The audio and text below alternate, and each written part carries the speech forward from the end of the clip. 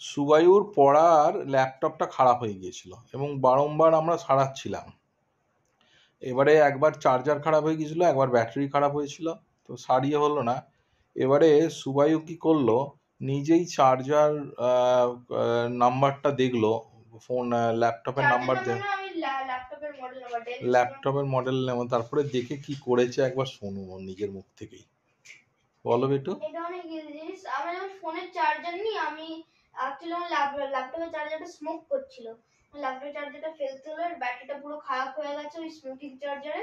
এবার ব্যাটারিটা অর্ডার দেওয়া হয়েছে। আর এই চার্জারটা ল্যাপোজিক্সের অনেক ভালো নতুন চার্জার, এটা অনেক ভালো করে কাজ করছে।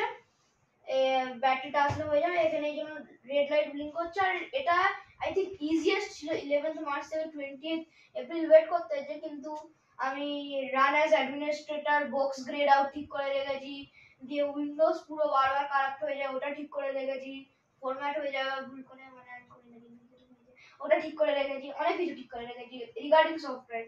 এটা আই থিঙ্ক আমার সেকেন্ড হার্ডওয়্যার ইস্যু ঠিক করেছি। ফার্স্ট তো আমি ব্যাটারি যখন লুজ হয়ে যায় ঢুকিয়ে হয়ে যায়, সেকেন্ড তো ভালো। এরপরে কি কেউ আনতে হবে? এবারে একটা ব্যাটারি আনতে হবে যেটা উইলস্টারের তরফ থেকে আসছে।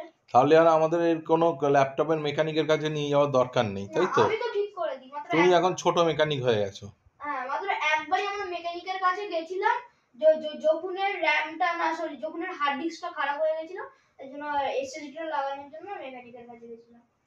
Very good. It is a 9 years or 10 years old laptop, যেটা আগে বাবা ইউজ করতো, দিয়ে 2021 এ দিয়েছিলেন কেউ 2021 এ আই থিঙ্ক দিয়েছিলেন অনলাইন ক্লাসের জন্য, তারপর ভেরি গুড।